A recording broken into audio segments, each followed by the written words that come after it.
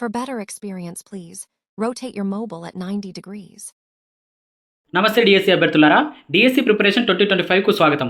Super fast revision class start చేయడానికంటే ముందుగా మీరు మన ఛానల్కి ఫస్ట్ టైం వచ్చినట్టయితే కనుక ఖచ్చితంగా సబ్స్క్రైబ్ చేసుకుని వీడియోను కంటిన్యూ చేయండి. ఎందుకంటే మన ఛానల్ ద్వారా ఏపీ డిఎస్సి ఎస్జిటికి సంబంధించినటువంటి అన్ని మెథడ్స్ మరియు కంటెంట్కి సంబంధించిన షార్ట్ రివిజన్ నోట్స్ను పీడిఎఫ్ రూపంలో అతి తక్కువ ధరకే అందిస్తున్నాం. ఇప్పటికే 6 మెథడ్స్ మరియు సోషల్ సైన్స్ కంటెంట్, విద్యా దృక్పథాలు, సైకాలజీ, ఎస్జిటి వాళ్లకు రెడీగా ఉంది. మొత్తం 10 సబ్జెక్టులు కలిపి ఒక్కొక్క సబ్జెక్టు 20 నుంచి 25 పేజీల్లో పూర్తయ్యేటట్టుగా తయారు చేశాం. మొత్తం 10 సబ్జెక్టులు కలిపి 125 పేపర్లు మాత్రమే ఉన్నాయి. ఈ పీడిఎఫ్ల ఖరీదు కూడా చాలా తక్కువ, అంటే 250కి అందుబాటులో ఉంది. అంటే ఒక్కొక్క సబ్జెక్టు 25 రూపాయలు మాత్రమే ఉన్నట్టు లెక్క. అతి తక్కువ పేజీల్లో నోట్స్ ప్రిపేర్ చేయడం వల్ల వీటి ద్వారా మీరు చాలా ఫాస్ట్గా రివిజన్ కంప్లీట్ చేయవచ్చు. రోజుకు 25 పేపర్లు కంప్లీట్ చేసినా కూడా 5 రోజుల్లో మొత్తం 10 సబ్జెక్టులను రివిజన్ చేయవచ్చు. షార్ట్ నోట్స్ పీడిఎఫ్లు ఎలా ఉంటాయి అని తెలుసుకోవాలనుకుంటే మన ఛానల్లో చాలా వీడియోస్ ఉంటాయి, ఒకసారి చూడండి. ఇంకా మన ఛానల్ ద్వారా ఈ పీడిఎఫ్లను బేస్ చేసుకొని మనం ఇలాంటి సూపర్ ఫాస్ట్ రివిజన్ క్లాసులు ఫ్రీగా ప్రతి సబ్జెక్టు కూడా ప్రతిరోజు జరుగుతూ ఉంటాయి. ఇవి మీకు టైం వేస్ట్ చేయకుండా, మీ ప్లాన్ను డిస్టర్బ్ చేయకుండా, మీరు నిద్రపోయే ముందు కానీ భోజనం చేసే సమయంలో కానీ వినడానికి, రివిజన్ చేసుకోవడానికి అనుకూలంగా ఉంటాయనే ఉద్దేశంతో చేస్తున్నాం. ముఖ్యంగా గృహిణులు, ఉద్యోగస్తులు, ఒంటరిగా ప్రిపేర్ అయ్యే వాళ్ళు, వీళ్ళందరూ కూడా రోజువారీ పనులు చేసుకుంటూ ఈ క్లాసులు వినడం ద్వారా చాలా ఫాస్ట్గా వాళ్ళు రివిజన్ చేయడానికి ఉపయోగకరంగా ఉంటుంది. కాబట్టి ఖచ్చితంగా మన ఛానల్ను సబ్స్క్రైబ్ చేసుకొని ఈ వీడియోను కంటిన్యూ చేయండి. ఇక లేట్ చేయకుండా మనం వీడియోలోకి వెళ్ళిపోదాం.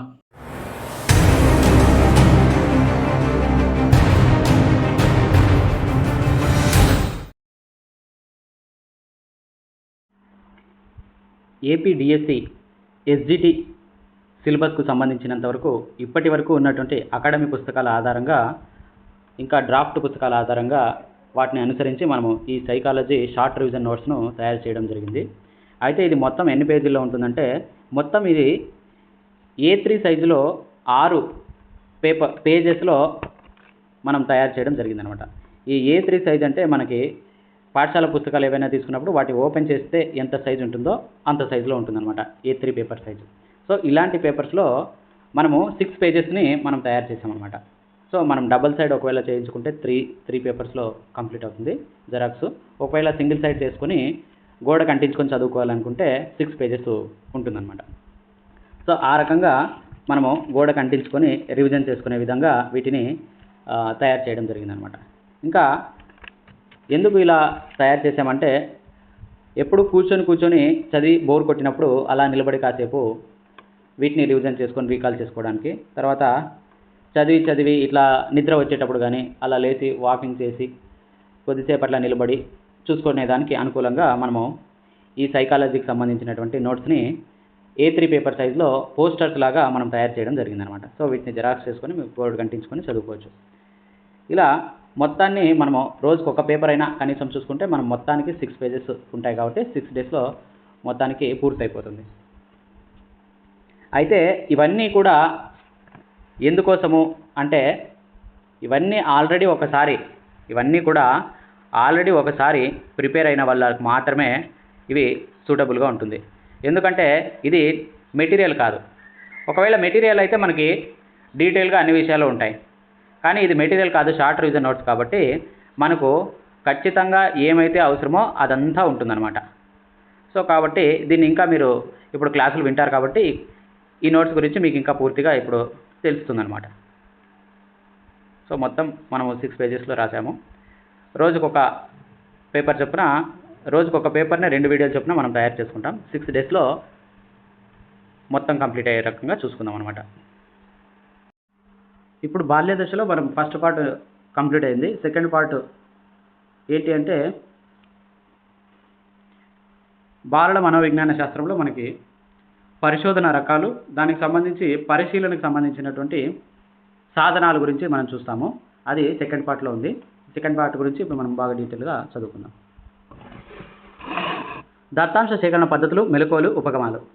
పరిశోధన అంటే ఒక శాస్త్రీయ పద్ధతిలో ఒక సమస్యను గుర్తించడం, పరికల్పన చేయటం, దత్తాంశాన్ని సేకరించడం, విశ్లేషించడం, వ్యాఖ్యానించడం, నివేదికలను తయారు చేసి ప్రచురించడం అనేటువంటి మనకి పద్ధతులు ఉన్నాయి, అంటే స్టెప్స్ ఉన్నాయి. పరిశోధన పద్ధతులను విభిన్న రీతులలో వర్గీకరించవచ్చు. అందులో ముఖ్యంగా బాలల మనోవిజ్ఞాన శాస్త్రాన్ని పరిశోధించడానికి 4 రకాలుగా దాన్ని విభజించారు.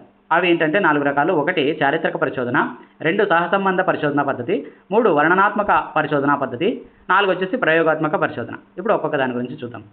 చారిత్రక పరిశోధన. ఈ రకం పరిశోధనలో గత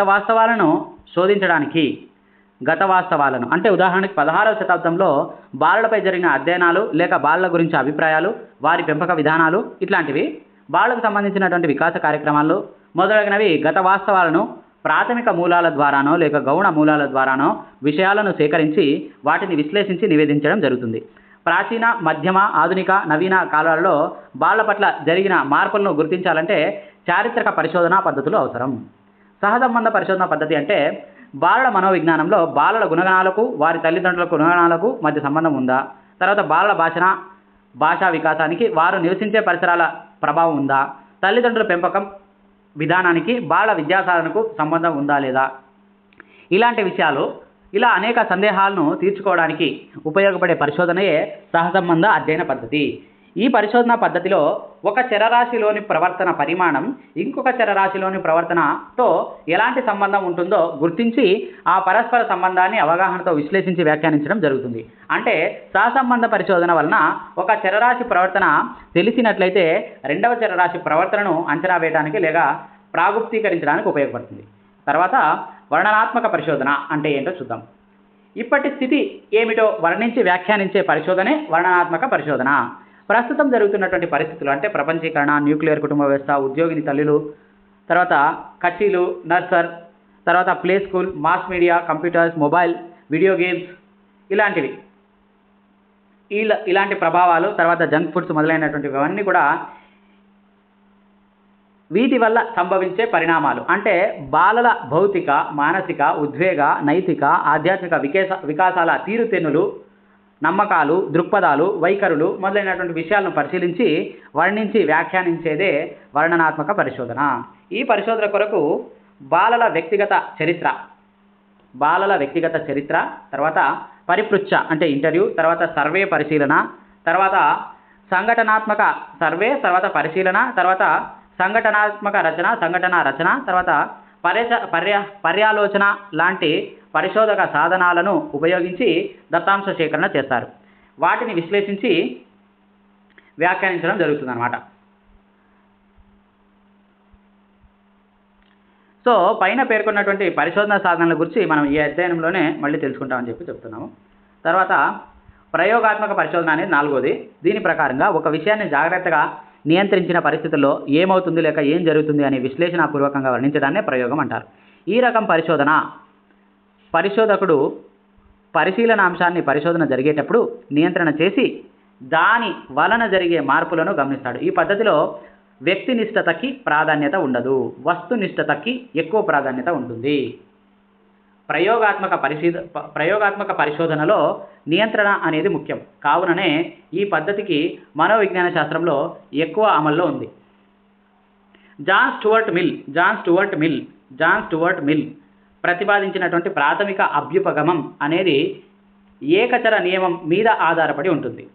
ఏకచర నియమం అంటే ఏంటి అంటే ఏ 2 స్థితులు అన్ని విధాలా సమానంగా ఉంటే అందులో ఒక స్థితి నుంచి ఒక మూలకంను తీసివేసినా లేదా కలిపిన స్థితుల మధ్య భేదం కనిపిస్తే ఆ భేదం తీసివేసిన లేదా కలిపిన మూలకం వల్లనే కలిగింది లేదా జరిగింది అని ఖచ్చితంగా చెప్పవచ్చు, నిర్ధారించవచ్చు. దీన్నే ఏకచర నియమం అంటారు. ఈ ఏకచర నియమంని బేస్ చేసుకొని ప్రాథమిక అభ్యుపగమం అనేటువంటి సిద్ధాంతాన్ని ప్రతిపాదించినాడు జాన్ స్టూవర్ట్ మిల్.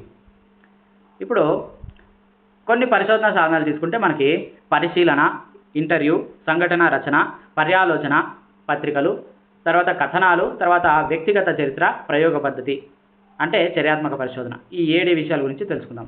మొదట పరిశీలన గురించి చూసుకుంటే యంగ్ ప్రకారం పరిశీలన అంటే ఒక సమయంలో జరిగేటువంటి సంఘటనలను ఒక క్రమ పద్ధతిలో నమోదు చేయటం, అది యంగ్. తర్వాత అట్కిన్సన్ ప్రకారంగా పరిశీలన అంటే దత్తాంశ సేకరణ కొరకు ఉద్దేశపూర్వకంగా కొన్ని విషయాలను పరీక్షించడం. అదేవిధంగా పరిశీలన అనేది కొంత క్లిష్టతతో కూడుకున్నది. ఎందుకంటే పరిశీలకుడు దత్తాంశ సేకరణ కొరకు దత్తాంశ సేకరణకు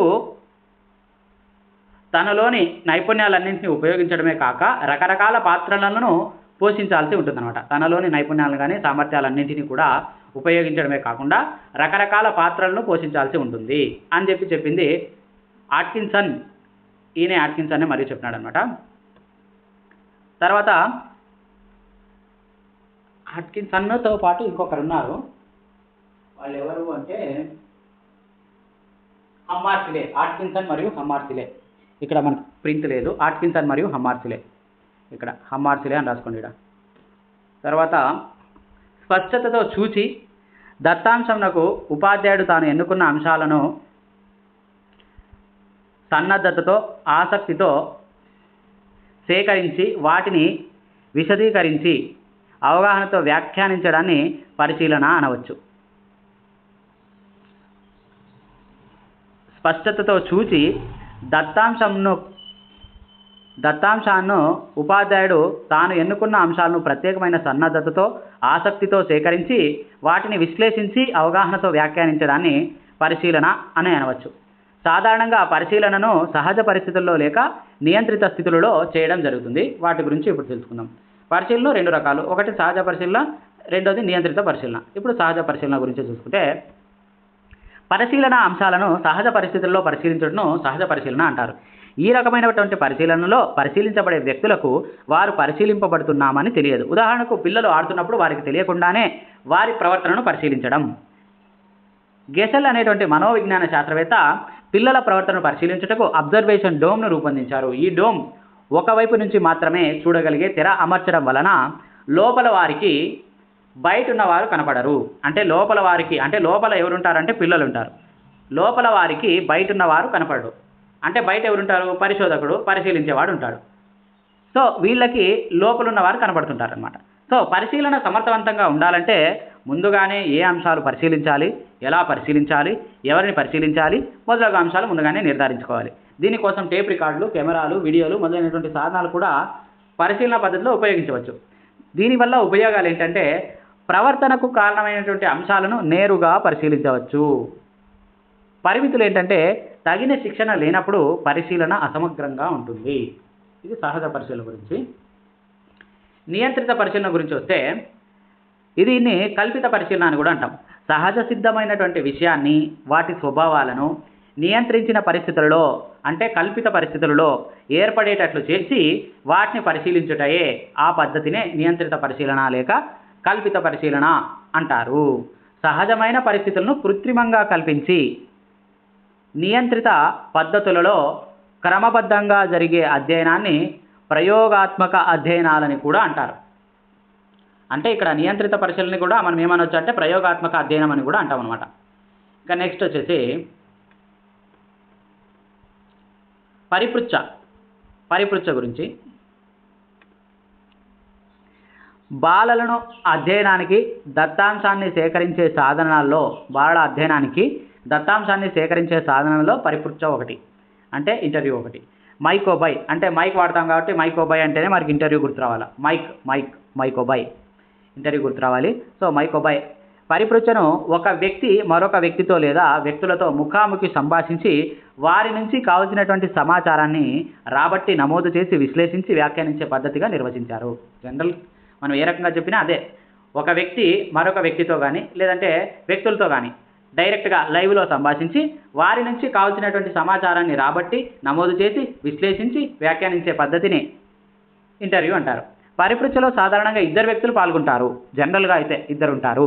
వారిలో మామూలుగా పరిపృచ్ఛ మనము ఎక్కువ వ్యక్తులతో అని అంటే ఎట్లా అంటే ఇప్పుడు ఫర్ ఎగ్జాంపుల్ మనకి రోబో సినిమాలో చూసుకుంటే రోబోని ఇంట్రడ్యూస్ చేసే సీన్ ఉన్నప్పుడు వివిధ రకాల వ్యక్తులు రోబోని అంటే చిట్టిని వివిధ రకాల క్వశ్చన్స్ అడుగుతుంటారు.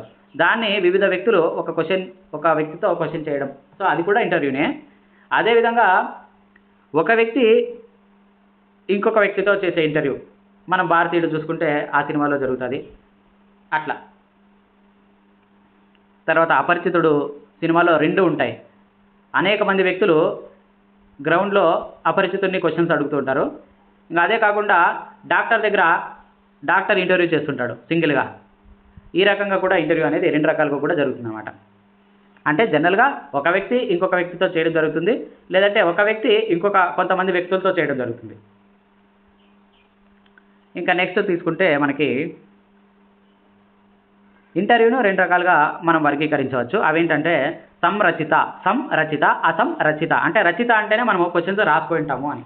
సో ఈ పద్ధతిలో పరిపృచ్ఛకుడు అంటే ఇంటర్వ్యూయర్ ముందస్తు నిర్ణయించినటువంటి ప్రశ్నల ఆధారంగా నిర్వహించే పద్ధతి. ప్రణాళికతో ప్రశ్నలను తయారు చేసుకుని నిర్ణయించుకున్నటువంటి క్రమంలో ముఖాముఖి చర్చించి సమాచారాన్ని సేకరించి విశ్లేషించడం జరుగుతుంది. అసంరచిత పరిపృచ్ఛ పద్ధతిలో పరిపృచ్ఛకుడికి ప్రశ్నలు అడగటంలో నమ్యత ఉంటుంది. సో ఇది పూర్వ ప్రణాళిక లేకుండా ఇంటర్వ్యూ చేసే పద్ధతి. ఇందులో సమయానుకూలంగా అప్పటికప్పుడు ప్రశ్నలు వేసి పరిపృచ్ఛితుడి నుంచి విషయ సేకరణ చేయడం జరుగుతుంది. ఇంటర్వ్యూ పద్ధతిలో చాలా అవసరమైనది పరిపృచ్ఛకుడికి పరిపృచ్ఛితుడికి మధ్య సామరస్యమైనటువంటి సామరస్యం ఉండాలి.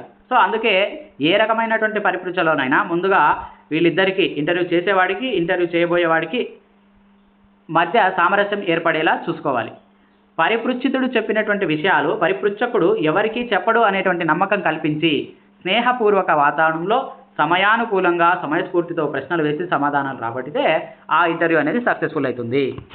అది బాలల మనోవిజ్ఞాన శాస్త్రానికి సంబంధించి పరిశోధనలో. తర్వాత ఉపయోగాలు ఏంటంటే పరిపృచ్ఛితుడు నిజాయితీగా సమాధానాలు చెప్తే విషయ సేకరణకు ఇది చాలా మంచి పద్ధతి. వ్యక్తి యొక్క అనుభవాలను తెలుసుకోవడానికి ఇది అనువైన పద్ధతి. పరిశీలన ద్వారా మనం గమనించలేని అంతర్గత విషయాలను ప్రవర్తనను గురించి ఇక్కడ వాడు చెప్పడం ద్వారా పరిపృచ్ఛితుడు చెప్పడం ద్వారా మనం తెలుసుకోవచ్చు. పరిమితులు ఏంటంటే విషయనిష్టత ఎక్కువగా ఉంటుంది, ఇక్కడ వస్తునిష్టత అనేది ఉండదు, విషయనిష్టత ఎక్కువగా ఉంటుంది. తర్వాత సామరస్య వాతావరణం లేనప్పుడు భయం వల్ల కొన్ని విషయాలు చెప్పకపోవచ్చు, అసంబద్ధంగా మాట్లాడవచ్చు. ఇంకా తర్వాత పర్యాలోచక పత్రికలు అనే బాలల తమ సొంత ఆలోచనలు లేదా ఉపాధ్యాయులు పరిశీలించే అంశాలను నమోదు చేసేందుకు ఉపయోగించే పుస్తకంగా చెప్పవచ్చు. దీన్ని ఒక పుస్తకంగా చెప్తాము. దీంట్లో ఏముంటాయి, బాలల సొంత ఆలోచనలు లేదా ఉపాధ్యాయులు పరిశీలించే అంశాలు అన్నీ కూడా నమోదు చేసి ఉంటాయి. దీన్ని పర్యాలోచక పత్రికలుగా మనం చెప్తాం.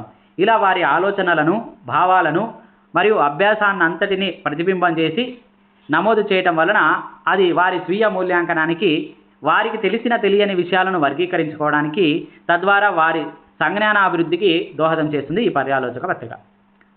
ఇంకా ఇది పిల్లల స్వీయ ఆలోచనలను మరియు అనుభూతులను పరిరక్షించేందుకు ఈ పర్యాలోచక పత్రికలు ఉపకరిస్తాయి. ఇవి పిల్లలు నూతన విషయాలు, భావాలను నేర్చుకోవడానికి, సంక్లిష్టమైన సమస్యల పరిష్కారానికి, భావ వ్యక్తీకరణకు ఉపయోగపడతాయి.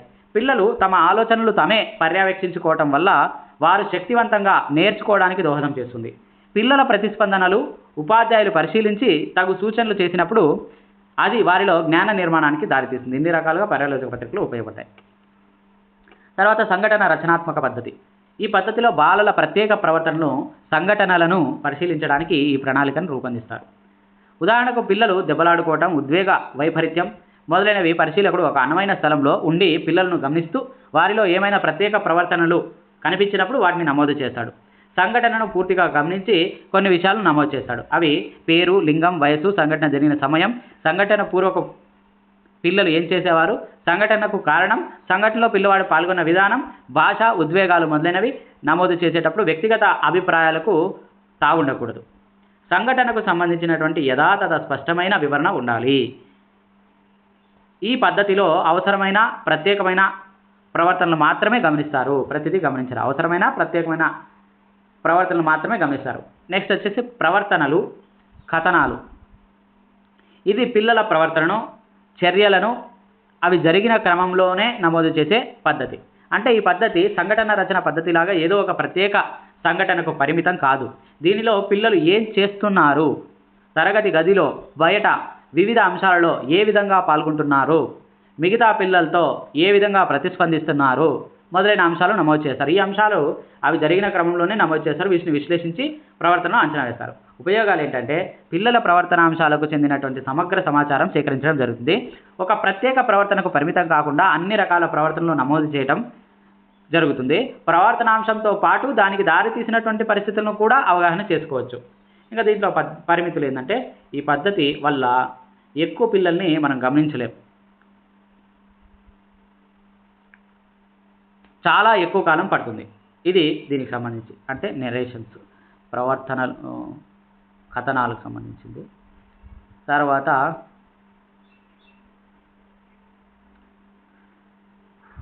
వర్ణనలు, కథనాలకు సంబంధించి, నెరేషన్కి సంబంధించి అయిపోయింది. ఇప్పుడు నెక్స్ట్ వచ్చేసి ప్రశ్నావళి. ప్రశ్నావళి అంటే మూర్తిమత్వ అంచనా పరీక్షలలో మిక్కిలి తరచుగా ఉపయోగించే పద్ధతి ప్రశ్నావళి. ఇది బిట్టు కూడా అడిగారు. అయితే మూర్తిమత్వ అంచనా పరీక్షలలో మిక్కిలి తరచుగా ఉపయోగించే పద్ధతి ప్రశ్నావళి. గుడ్ మరియు హార్ట్ ప్రకారం ప్రశ్నలతో రూపొందించినటువంటి పత్రాన్ని ప్రయోజనిచ్చే సవ్యంగా పూర్తి చేయించడం ద్వారా సమాధానాలు రాబట్టే సాధనమే ప్రశ్నావళి.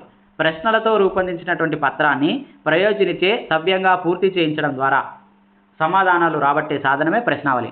ప్రశ్నావళి ద్వారా అనేక అంశాలకు చెందిన ప్రశ్నలకు సమాధానాలను సేకరించి విశ్లేషించి దాని ద్వారా మూర్తిమత్వాన్ని అంచనా వేస్తారు. ప్రశ్నావళి అంటేనే మూర్తిమత్వం అనేది గుర్తు రావాలి. మూర్తిమత్వాన్ని ఎక్కువగా పరిశీలించడానికి వాడేది ప్రశ్నావళి అనేది గుర్తుపెట్టుకోవాలి. ఇప్పుడు ప్రశ్నావళి ద్వారా అనేక అంశాలకు చెందిన ప్రశ్నలకు సమాధానాలను సేకరించి విశ్లేషించడం ద్వారా మూర్తిమత్వాన్ని అంచనా వేస్తారు. సాధారణంగా ప్రతి ప్రశ్నకు ఎదురుగా అవును, చెప్పను, కాదు వంటి ప్రత్యామ్నాయాలు ఉంటాయి. ప్రశ్నావళులు రెండు రకాలు. అవి నిర్ధారిత ప్రశ్నావళి. నిర్ధారిత ప్రశ్నావళిలో ప్రశ్నకు ఎదురుగా ఇవ్వబడినటువంటి ప్రత్యామ్నాయాలలో ఒకటి తప్పనిసరిగా ఎన్నుకోవాలి. నీకు ఒంటరిగా పాఠశాల వెళ్ళడం అంటే భయం వేస్తుందా అంటే అవును, చెప్పలేను, కాదు, ఈ రకంగా ఆప్షన్స్ ఆడే ఇచ్చింటారు. దాంట్లో ఒకటి ఎన్నుకోవాలి. దీన్నే నిర్ధారిత ప్రశ్నావళి అంటారు. అంటే అక్కడే డిసైడ్ చేయాలి, వాడు ఇచ్చిన దాంట్లో ఒకదాన్ని డిసైడ్ చేయాలి, ఒకదాన్ని నిర్ధారించాలా. దీన్నే నిర్ధారిత ప్రశ్నావళి అంటారు. ఇక స్వేచ్ఛాపూరిత ప్రశ్నావళి అంటే మనం కొన్ని క్వశ్చన్స్ ఇస్తాము, దానికి సంబంధించి వాడు ఎన్ని పేజెస్, ఎన్ని అడిషనల్స్ అయినా తీసుకొని వాడు రాసుకోవచ్చు అనమాట ఆన్సర్లు. సో దాన్ని స్వేచ్ఛాపూరిత ప్రశ్నావళి అంటాం అనమాట. ఇక ప్రశ్నావళి ద్వారా తక్కువ సమయంలో ఎక్కువ మంది సమాధానాలు సేకరించవచ్చు. దీని నిర్వహణ సులువుగా ఉంటుంది. దూరంగా ఉన్న వారి నుంచి పోస్ట్ ద్వారా, మెయిల్ ద్వారా, మెసేజ్ ద్వారా కూడా ప్రశ్నావళికి సమాధానాలు సేకరించవచ్చు. అయితే ప్రయోజ్యులు కొన్ని ప్రశ్నలకు సమాధానాలు రాయకుండా వదిలివేస్తుంటారు. సమాధానాలలో వ్యక్తినిష్టత ఉండే అవకాశం ఉంది. స్వేచ్ఛాపూరిత ప్రశ్నావళిలోని సమాధానాలను విశ్లేషించడం క్లిష్టతతో కూడుకున్నటువంటి పని. సో దీనికి ఎగ్జాంపుల్స్ ఏంటంటే 16PF ప్రశ్నావళి, దీన్ని రూపొందించిన వాడు ఆర్బి కాటిల్.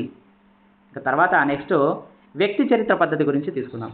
వ్యక్తి చరిత్ర పద్ధతి ఒక వ్యక్తిలోని వివిధ ముఖ్యాంశాలను నిశితంగా లోతుగా పరిశీలించి నమోదు చేసి విశ్లేషించి వ్యాఖ్యానించే చరిత్ర అధ్యయన పద్ధతి. వ్యాఖ్యానించడాన్ని ఏమంటామంటే చరిత్ర అధ్యయన పద్ధతి అంటాము, వ్యక్తి చరిత్ర పద్ధతి అంటాము.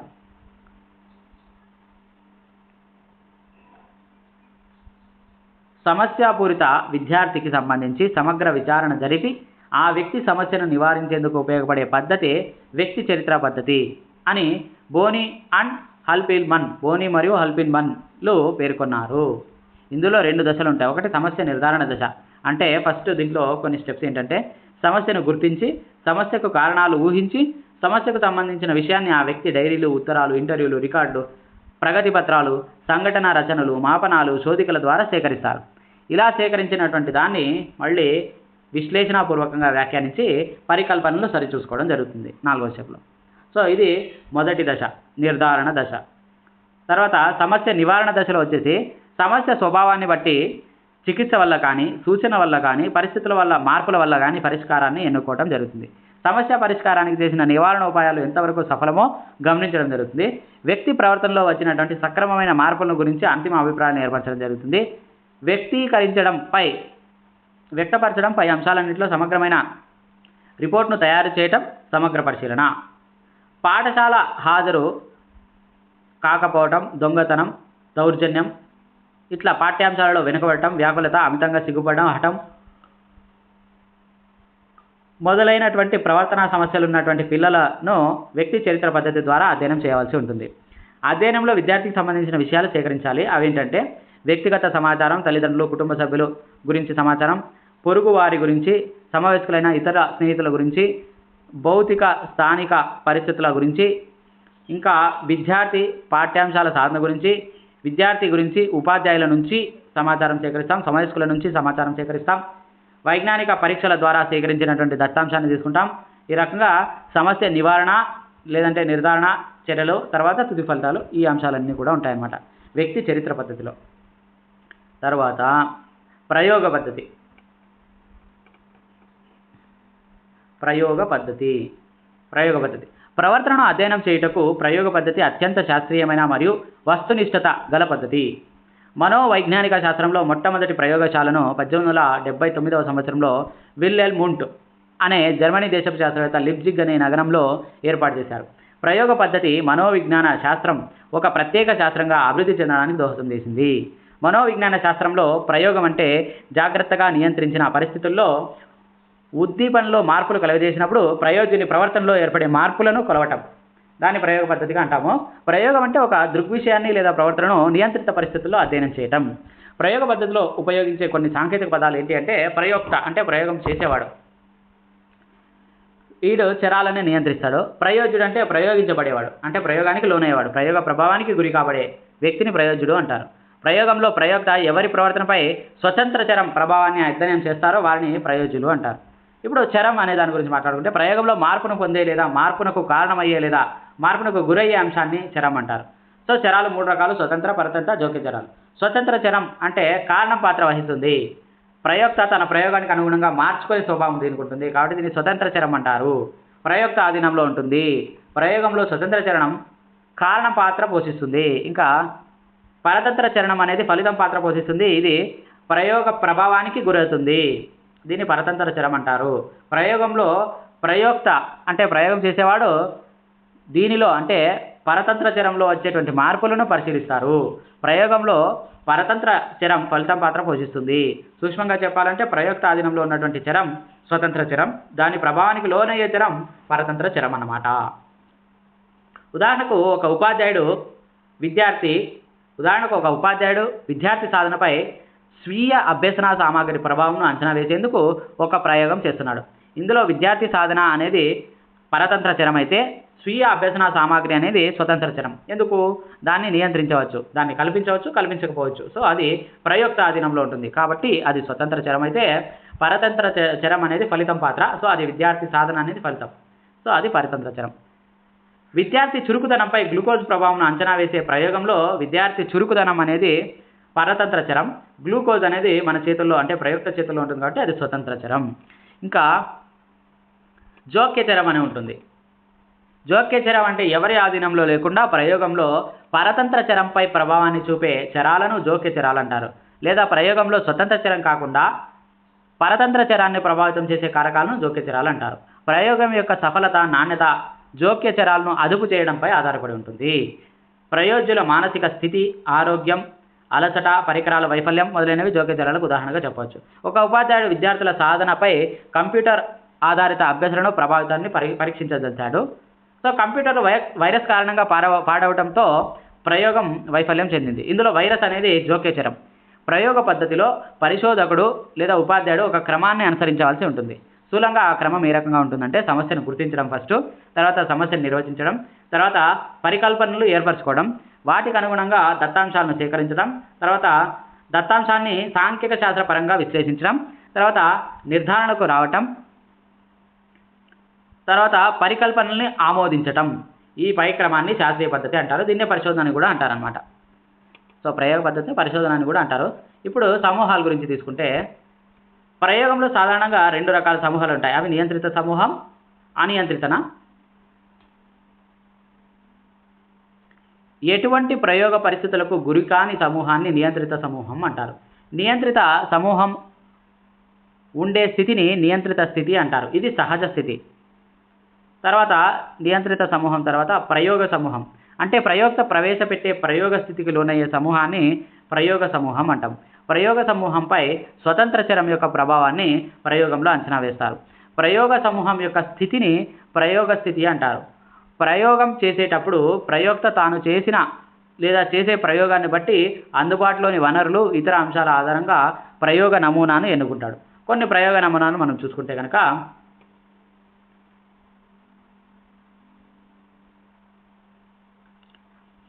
ఏక సమూహ నమూనా. ఒక పద్ధతిలో ఒకే సమూహం ఉంటుంది. అంటే ఏక సమూహ నమూనా అంటే ఈ పద్ధతిలో ఒకే సమూహం ఉంటుంది. మొదట ఈ సమూహం నియంత్రిత సమూహంగా వ్యవహరిస్తుంది, తర్వాత ఈ సమూహం ప్రయోగ సమూహంగా వ్యవహరిస్తుంది. అంటే ఒకే సమూహాన్ని ఒకసారి నియంత్రిత స్థితిలో మరొకసారి ప్రయోగ స్థితిలో ఉంచి ఫలితాలను విశ్లేషించి వ్యాఖ్యానం చేస్తారనమాట. అంటే స్టెప్ 1 తీసుకుంటే నియంత్రిత స్థితిలో తీసుకొని పూర్వ పరీక్ష చేసి సాధారణ పరిస్థితిలో బోధన చేసి తర్వాత అంత్య పరీక్ష నిర్వహించడం జరుగుతుంది. ఇక్కడ ఫస్ట్ నియంత్రిత స్థితి ఉంటుంది. మళ్ళీ స్టెప్ 2లో అదే నియంత్రిత స్థితిలో ఉన్నటువంటి సమూహాన్ని ప్రయోగ స్థితిలాగా తీసుకొని పూర్వ పరీక్ష చేసి కృత్యాధార పద్ధతిలో బోధన చేసి అంత్య పరీక్ష నిర్వహించే ఈ పద్ధతిని మనము ఏమంటామంటే ఏక సమూహ నమూనా. ఇప్పుడు 2 సమూహాల లేదా సమాంతర సమూహాల నమూనా తీసుకుంటే గ్రూప్ ఏ ఉంటుంది, గ్రూప్ బి ఉంటుంది. ఇక్కడ గ్రూప్ ఏకి పూర్వ పరీక్ష, గ్రూప్ బికి పూర్వ పరీక్ష పెడతారు. గ్రూప్ ఏకి సాధారణ పద్ధతి ద్వారా అభ్యసనం జరుగుతుంది. అంటే ఇక్కడేంటి, ఇది నియంత్రిత సమూహం. తర్వాత గ్రూప్ బి వచ్చేసి ప్రయోగ సమూహంగా తీసుకుంటాం. ఇక్కడ వీడియోలో ఇంటర్నెట్ల ద్వారా అభ్యసనం చేస్తాం. ఇక్కడ ఇది ప్రయోగ సమూహం అనమాట. సో ఇప్పుడు మళ్ళీ అంత పరీక్ష నిర్వహించి దాని ఫలితాలను బట్టి బేరీజ్ వేసుకుంటారనమాట. సో ఇక్కడ 2 గ్రూపులు ఉంటాయి. 2 గ్రూపులు ఒకటి ప్రయోగ సమూహంగా ఒకటి నియంత్రిత సమూహంగా పనిచేస్తుంది అనమాట. తర్వాత ఈ అంశాలకు సంబంధించినటువంటి పరీక్షలకు సంబంధించినటువంటి అంశాలని ఫలితాలని బేరీజ్ వేసుకొని మనము నిర్ణయాలు తీసుకోవడం జరుగుతుంది అనమాట. ఇక తర్వాత 3వది వచ్చేసి భ్రమణ సమూహాల నమూనా. భ్రమణ సమూహాల నమూనాలో మనకి 2 స్టెప్పులు ఉంటాయి, 2 గ్రూపులు ఉంటాయి. సో ఫస్ట్ స్టెప్లో 2 గ్రూపుల్ని తీసుకున్నప్పుడు ఒక గ్రూప్ని మనం ఏం చేస్తాము, ఒక గ్రూప్ని నియంత్రిత సమూహంగా తీసుకొని ఇంకొక గ్రూప్ని అంటే గ్రూప్ బిని ప్రయోగ సమూహంగా తీసుకుంటాము. గ్రూప్ ఏని నియంత్రిత సమూహంగా, గ్రూప్ బిని ప్రయోగ సమూహంగా తీసుకుంటాం అనమాట. తర్వాత పూర్వ పరీక్ష పెడతాము, ప్రయోగం చేస్తాము, అంత్య పరీక్ష పెడతాము. ఇదైన తర్వాత స్టెప్ 2లో ఏం చేస్తామంటే ఇంతకుముందు నియంత్రిత సమూహాన్ని తీసుకునే దాన్ని అంటే గ్రూప్ ఏని గ్రూప్ బిగా మార్చి గ్రూప్ బిని గ్రూప్ ఏగా మార్చి పూర్వ పరీక్ష పెట్టి తర్వాత మనం అనుకున్నటువంటి ప్రయోగాన్ని ప్రయోగ సమూహం మీద కల్పించి తర్వాత రెండింటికి అంత్య పరీక్షలో ఏర్పాటు చేస్తాం అనమాట, గ్రూప్ ఏకి గ్రూప్ బికి. సో ఈ రకంగా మనకి గ్రూప్ ఏకి ప్రయోగ స్థితికి లోనైంది, గ్రూప్ బి కూడా ప్రయోగ స్థితికి లోనైంది. అదేవిధంగా గ్రూప్ ఏ నియంత్రిత సమూహంగా ఉంది, గ్రూప్ బి నియంత్రిత సమూహంగా ఉంది. అది స్టెప్ 1 స్టెప్ 2ని బట్టి బేస్ అయి ఉంటుంది అనమాట. ఈ రకంగా 2 రకాలుగా ఒక సమూహం 2 స్థితులకు లోనవటాన్ని, ఒక సమూహం అనేది నియంత్రిత సమూహంగాను ప్రయోగ సమూహంగాను ఇలా రొటేట్ అవ్వడాన్ని మనము ఏమంటాము, భ్రమణ సమూహాల నమూనా అంటాం అనమాట. ఇంకా తర్వాత బహుళ నమూనా. బహుళ సమూహాల నమూనాలో మనకు అనేక సమూహాలు ఉంటాయి. ఒక సమూహాన్ని న్యూట్రల్గా తీసుకొని మిగిలిన అంటే ఒక సమూహాన్ని న్యూట్రల్గా అంటే ఒక సమూహాన్ని నియంత్రిత సమూహంగా తీసుకొని మిగిలిన సమూహాల మీద ప్రయోగాలను కల్పిస్తామన్నమాట. సో ఒక సమూహం మీద న్యూస్ పేపర్ చదవని సమూహం తీసుకుంటాము. తర్వాత గ్రూప్ బి సమూహం వచ్చేసి గ్రూప్ బిలో న్యూస్ పేపర్ ఆంధ్రజ్యోతి చదివే సమూహము, ఈనాడు పేపర్ చదివే సమూహము, తర్వాత సాక్షి పేపర్ చదివే సమూహము. ఇలా తీసుకున్న తర్వాత అప్పుడు ఏం ఆలోచన చేస్తామంటే రాజకీయాలపై ప్రభావం, రాజకీయాలు విద్యార్థులపై ప్రభావం అనేటువంటి మనం ప్రయోగం చేస్తాము. ఇక్కడ మనము ఏ న్యూస్ పేపర్ చదవని వాళ్ళు ఉదాసీనంగా అన్నిటి మీద న్యూట్రల్గా ఉంటారనుకుంటే ఆంధ్రజ్యోతి, ఈనాడు ఇట్లా కొన్ని పేపర్లు కొన్నిటికి సపోర్ట్ చేస్తాయి కదా, ఆ రకంగా ఆ పేపర్లు చదివిన వాళ్ళు ఆ పార్టీకి సపోర్ట్ చేసే విధంగానే తయారవుతారు, ఆ రకంగానే మాట్లాడుతూ ఉంటారు అనేటట్టుగా మనకి ప్రయోగ ఫలితాలు తెలుస్తాయి అనుకుందాం. ఈ రకంగా ఒకటి మనం నియంత్రిత సమూహంగా తీసుకొని మిగిలినవన్నీ కూడా మనము ప్రయోగ సమూహాలుగా తీసుకుంటాం అనమాట. సో ఈ దాన్ని బహుళ సమూహాల నమూనా అంటాం. తర్వాత ప్రయోగ పద్ధతి వల్ల ప్రయోజనాలు ఏంటంటే ఇవి శాస్త్రీయబద్ధమైనది, విశ్వసనీయత ఎక్కువగా ఉంటుంది, కార్యకరణ సంబంధాలను నెలకొల్పవచ్చు, వస్తునిష్టత ఎక్కువగా ఉంటుంది, ఉపాధ్యాయులు తమ బోధనా పద్ధతులను పరీక్షించుకొని మెరుగుపరచుకోవచ్చు. ఇంకా పరిమితులు ఏమైతే జోక్యచరాలను అదుపు చేయడం చాలా కష్టతరమైన అంశం. అన్ని రకాల ప్రవర్తనలను మనం ప్రయోగశాలలో ప్రవేశపెట్టి పరిశీలించలేము. కొన్ని ప్రయోగాలను జంతువులపై, పక్షులపై నిర్వహించి వాటిని మానవులకు అన్వయిస్తారు. ఇది ఎంతవరకు సమంజసమైందో తెలుసుకోవాలి. ఈ పద్ధతిలో చాలా డబ్బు, సమయం అవసరమవుతుంది. అది ప్రయోగం గురించి. ఇక తర్వాత నిర్ధారణ మాపని గురించి. నిర్ధారణ మాపని ఇంతకు మనం ప్రశ్నావళి చదువుకున్నాం. ప్రశ్నావళి అంటే మనకి స్వేచ్ఛాపూరిత ప్రశ్నావళి, తర్వాత ఇంకోటి ఏంటి నిర్దేశిత ప్రశ్నావళి అని చదువుకున్నాం. అదేవిధంగా దానికి కన్ఫ్యూజ్ అయ్యేటట్టుగా ఇక్కడ ఏముంది అంటే నిర్ధారణ మాపని అని ఉంది. నిర్ధారణ మాపనలు బాలల లక్షణాంశాలను తెలుసుకోవడానికి ఉపయోగపడతాయి. అంటే లక్షణాంశాలను బేస్ చేసుకుని మూర్తిమత్వం ఏర్పడుతుంది. కేవలం అది మాత్రమే మూర్తిమత్వం కాదు. కానీ ఇక్కడ నిర్ధారణ మాపనలు అనేవి బాలల యొక్క లక్షణాంశాలను తెలుసుకోవడానికి ఉపయోగపడతాయి. వ్యక్తుల్లో నాయకత్వం, భావోద్రేకత, సమతుల్యత, తర్వాత సహకార భావం, నమ్మకం మొదలైనటువంటి లక్షణాంశాలను మాపనం చేయడానికి నిర్ధారణ మాపనలు ఉపయోగిస్తారు. నిర్ధారణ మాపనలో లక్షణాంశాన్ని 5 లేదా 7 బిందువుల స్కేల్ ఆధారంగా వ్యక్తి మూర్తిమత్వాన్ని అంచనా వేయడం జరుగుతుంది. ఈ బిందువు మాపని మధ్యలో తటస్థ వర్ణన ఉంటుంది. దీనికి ఒక వైపు ధనాత్మక వర్ణనతో ఆరోహణ క్రమంలో, మరోవైపు రుణాత్మక వర్ణనతో అవరోహణ క్రమంలో బిందువులు ఉంటాయి. మూర్తిమత్వాన్ని అంచనా వేసేవారు లక్షణాంశాన్ని చదివి దానికి ఎదురుగా ఉన్నటువంటి బిందువులలో వారికి వర్తింపజేసే టిక్ను పెట్టాలి. అయితే దీనికి ఉదాహరణ ఏంటంటే నిశాంత నిజాయితీపరుడు. ఇది వాక్యం ఉంటే దానికి పాయింట్లు ఏమి ఉంటాయంటే సత్యము, అసత్యము, కొద్దిగా కరెక్టు, కొద్దిగా తప్పు, ఇట్లాంటివి ఏవైనా 5 లేదా 7 పాయింట్లు ఉంటాయన్నమాట. ఇది లక్షణాంశాలను తెలియజేస్తుంది. తర్వాత మూర్తిమత్వాన్ని అంచనా వేసే పరీక్షల్లో ఇది ఉపయోగపడుతుంది. కానీ మూర్తిమత్వాన్ని అంచనా వేయడానికి మిక్కిలి ఎక్కువగా యూజ్ చేసేది ఏంది? ప్రశ్నావళులు. తర్వాత ఇప్పుడు నిర్ధారణ మాపనలో 2 రకాలు ఉన్నాయి. స్వీయ నిర్ధారణ మాపనలు, ఇతరుల నిర్ధారణ మాపన చేయడం. ఇప్పుడు స్వీయ నిర్ధారణ మాపనలో ప్రయోజ్యుడు స్వయంగా మాపనలోని లక్షణాంశాలకు ఎదురుగా ఇచ్చిన ప్రత్యామ్నాయాలలో తనకు వర్తించే దానిని టిక్ చేయాల్సి ఉంటుంది. ప్రయోజ్యులు నిజాయితీగా వ్యవహరిస్తే స్వీయ నిర్ధారణ మాపనలో ఎంతో ఉపయుక్తంగా ఉంటాయి. స్వీయ నిర్ధారణ మాపనలను నిరక్షరాస్యులకు, మానసిక రోగులకు, చిన్నపిల్లలకు ఉపయోగించలేము. ఇతరులు నిర్ధారణ చేయటం అనేది తీసుకుంటే కనుక ఈ రకమైనటువంటి నిర్ధారణ మాపనలో ప్రయోజన మూర్తిమత్వాన్ని అంచనా వేసేందుకు ఇతరులు అనగా ప్రయోజనంతో పరిచయం ఉన్నవారు లేదా ప్రయోజనం తెలిసిన వారు నిర్ధారణ చేసేదానికి వీలుగా ఉంటారనమాట. ఈ పద్ధతిలో లక్షణాంశాల స్థాయిని ప్రయోజకుడు కాకుండా ఇతరులు గుర్తిస్తారు కనుక వస్తునిష్టత ఎక్కువగా ఉంటుంది. అయితే ఈ రకమైనటువంటి మాపని ఉపయోగించినప్పుడు పరివేశ ప్రభావం అంటే హాలో ఎఫెక్ట్, ఔదార్య లోపం, తర్వాత కేంద్ర స్థానపు లోపం. పరివేశ ప్రభావం అంటే ఇంతకు ముందు ఉన్నటువంటి ఆలోచన పెట్టుకొని ఇప్పుడు దాన్ని డిసైడ్ చేయడం జరిగేదాన్ని హాలో ఎఫెక్ట్ అంటాం, అంటే పరివేశ ప్రభావం అంటాం. తర్వాత ఔదార్య లోపం అంటే అనుకూలంగా బిహేవ్ చేయడం అనే దాన్ని ఔదార్య లోపం అంటాము. తర్వాత కేంద్ర స్థానపు లోపం అంటే అటు ఇటు కాకుండా సెంటర్లో ఉందాం మనకి ఎందుకులే అనేటువంటి దాన్ని కేంద్ర స్థానపు లోపం అంటాం అనమాట. ఇట్లాంటి లోపాలు ఈ ఇతరుల నిర్ధారణ మాపనలు, ఇతరుల చేత నిర్ధారణ చేయించే మాపనలో ఈ లోపాలు ఉంటాయన్నమాట. కాబట్టి దీన్ని అధిగమించడానికి మూర్తిమత్వం నిర్ధారణ చేసేటప్పుడు ఒకరికంటే ఎక్కువ మంది నుంచి సమాచారాన్ని సేకరించి ఇతరులు ఎంతగా సేకరించి వాటిని పోల్చుకుంటారనమాట. అయితే ఇతరులు ఎంతగా పరిశీలించినప్పటికీ ఒక వ్యక్తి తన అంతర్గత లక్షణాలను సంపూర్ణంగా తెలుసుకోవడం కష్టం. మూర్తిమత్వాన్ని నిర్దిష్టంగా మాపనం చేయాలంటే స్వీయ నిర్ధారణ మాపని వలన వచ్చినటువంటి ఫలితాలను ఇతరుల నిర్ధారణ మాపని ద్వారా వచ్చిన ఫలితాలకు సహసంబంధం కనుక్కోవడం ద్వారా మనం అంగీకరించడం లేదా తిరస్కరించడం చేయవచ్చు.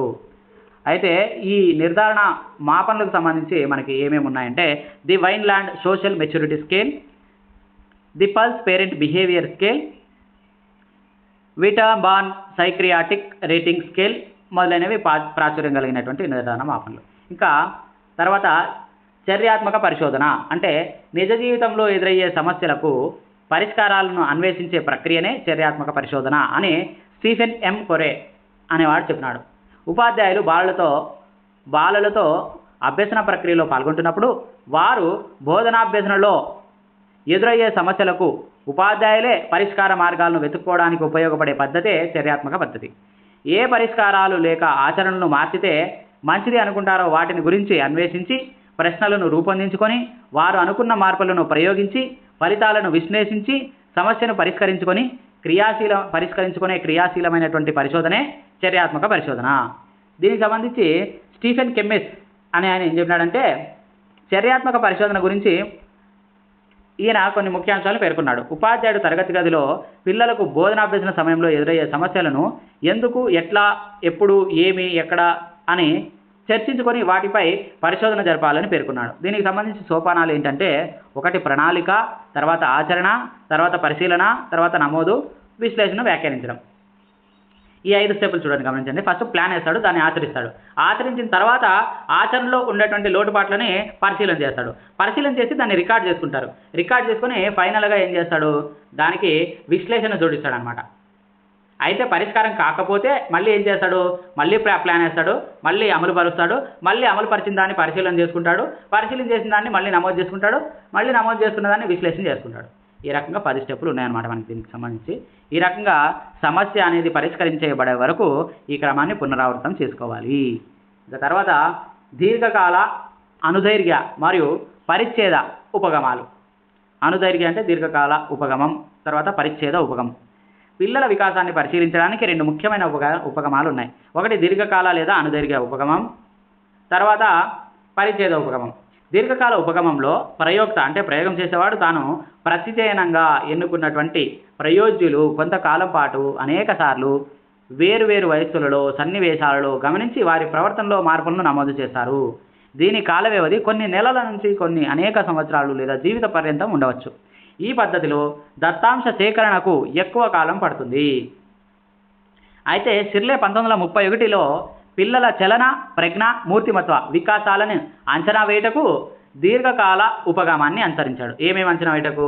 చలన, ప్రజ్ఞ, మూర్తిమత్వ వికాసాన్ని అంచనా వేయటకు. అయితే షిర్లే తన అధ్యయనంలో 25 మంది పిల్లలను దాదాపు పుట్టినప్పటి నుంచి 2 సంవత్సరాల వయసు వచ్చే వరకు 25 మంది పిల్లల్ని అధ్యయనం చేసి చాలక లేదా చలన వికాసంలోని క్రమాన్ని నిర్ధారించాడనమాట. కానీ ఏం చేద్దామనుకున్నాడు? చలన, ప్రజ్ఞ, మూర్తిమత్వ వికాసాల గురించి చెప్దామనుకున్నాడు. కానీ ఓన్లీ చలన వికాస క్రమాన్ని మాత్రమే గుర్తించడం జరిగింది. యూనివర్సిటీ ఆఫ్ కాలిఫోర్నియా బర్కలీ వారు 1928లో చేసిన బర్కలీ పెరుగుదల అధ్యయనం అనేది చాలా ప్రాచుర్యం పొందినటువంటి దీర్ఘకాల అధ్యయనాలలో ఒకటి. ఈ అధ్యయనంలో 61 మంది పిల్లలను కొన్ని దశాబ్దాల పాటు పరిశీలించి తమ నివేదికలను సమర్పించారు. ఉపయోగాలు ఏంటంటే ఒకే ప్రతిచయనాన్ని దీర్ఘకాలం పరిశీలించడం వలన వారి ప్రస్తుత ప్రవర్తనకు గత ప్రవర్తనకు గల సంబంధం తెలుసుకోవచ్చు. దీర్ఘకాల పరిశీలన వలన వారిలో గల సారూప్యాలు, వైవిధ్యాలు, అందుకు దారితీసిన పరిస్థితులను తెలుసుకోవచ్చు. వివిధ సందర్భాల్లో వారి పరిశీలించడం ద్వారా వారి లక్షణాంశాలను దాదాపు ఖచ్చితంగా అంచనా వేసే అవకాశం ఉంది. ప్రతి పిల్లవాళ్ళని విశ్లేషణ చేయవచ్చు, ప్రతి పిల్లవాని వికాసాన్ని కూడా విశ్లేషించవచ్చు. పిల్లవాని ప్రవర్తనపై సంస్కృతి మరియు పరిసరాల్లో మార్పు యొక్క ప్రభావాన్ని అంచనా వేసే అవకాశం ఈ దీర్ఘకాలిక ఉపగమంలో మాత్రమే ఉంటుంది. పరిమితులు ఏంటంటే ఈ పద్ధతి దీర్ఘకాలం కొనసాగుతుంది కనుక ప్రయోజకులు వేరే ప్రదేశాలకు వెళ్ళటం, చనిపోవటం, దత్తాంశ సేకరణకు ఆటంకం కలగడం జరుగుతుంది. ఒకే పరిశోధకుడు చివరి వరకు కొనసాగడం ఖర్చుతో కూడుకున్నటువంటి పని సాధ్యపడకపోవచ్చు కూడా. ఇంకా తర్వాత రెండోది ఏంటంటే పరిచ్ఛేదన ఉపగమం లేదంటే అధ్యయనం. అధ్యయనం ఏంటంటే ఈ ఉపగమంలో వేర్వేరు వయస్సులు గల సమూహాలకు చెందినటువంటి పిల్లలను ఒకే సమయంలో పరిశీలించి దత్తాంశాలను పోల్చడం జరుగుతుంది. కనుక ఈ ఉపగమను అనుసరించడం వల్ల పరిశోధకులకు తక్కువ కాలం పడుతుంది. దీనివలన ప్రతిచయనంగా ఎన్నుకున్నటువంటి సభ్యులను కోలుకోవడం ఉండదు. శిశు వికాసానికి చెందినటువంటి చాలా అధ్యయనాలు ఈ ఉపగమం అనుసరించే జరుగుతాయి. ఉదాహరణకు ఈ ఉపగమంలో 6 నుంచి 3 సంవత్సరాల వయసు గల పిల్లల నైతిక వికాసం వివిధ దశల్లో ఎలా ఉంటుందో తెలుసుకోవడానికి 3వ తరగతి, 4వ తరగతి లేదంటే 3 సంవత్సరాల పిల్లలు కొంతమందిని, 4 సంవత్సరాల పిల్లలు కొంతమందిని, 5 సంవత్సరాలు కొంతమందిని, 6 సంవత్సరాల వయసు గలటువంటి పిల్లల్ని కొంతమందిని ఈ రకంగా తీసుకొని వాళ్ళ వయోపరిమితి ఆధారంగా సమూహాలుగా చేసి వారిని పరిశీలించి విశ్లేషించి వాటి ఆధారంగా నివేదిక సమర్పిస్తే అది పరిచ్ఛేదన ఉపగమం అవుతుందన్నమాట. ఉపయోగాలు ఏంటంటే తక్కువ కాలంలో పూర్తవుతుంది, ఎన్నుకున్నటువంటి ప్రయోజనాలను కోల్పోవడం ఉండదు, తక్కువ సమయంలో ఎక్కువ విషయాలను సేకరించవచ్చు. దీర్ఘకాల ఉపగమంతో పోలిస్తే తక్కువ ఖర్చు, ఒకే పరిశోధకుడే దత్తాంశ సేకరణ చేయవచ్చు. అయితే పరిమితులు ఏంటంటే వివిధ వయసులు గల వేర్వేరు సమూహాలను పరిశీలించడం వలన పరిశీలనలు అందరికీ వర్తిస్తాయని నిశ్చయంగా చెప్పలేము. కాలంతో పాటు వచ్చే పరిసర లేదా సాంస్కృతిక కారకాలను పరిగణించడం ఇక్కడ చాలా కష్టం, అంటే అసలు ఉండదు. ఎందుకంటే వ్యక్తులు మారిపోయి ఉంటారు కాబట్టి ఒక వ్యక్తి మీద ఉన్నటువంటి సంస్కృతి ప్రభావం వేరొక వ్యక్తికి ఆపాదించలేము కాబట్టి ఇక్కడ ఇది ఒక పరిమితి అనమాట. సో ఇంతటితో మనకి బాల్య దశ అనేటువంటి లెసన్ అయిపోయింది. నెక్స్ట్ వచ్చేసి మనము వికాసాల గురించి మనం డిస్కస్ చేసుకుందాం.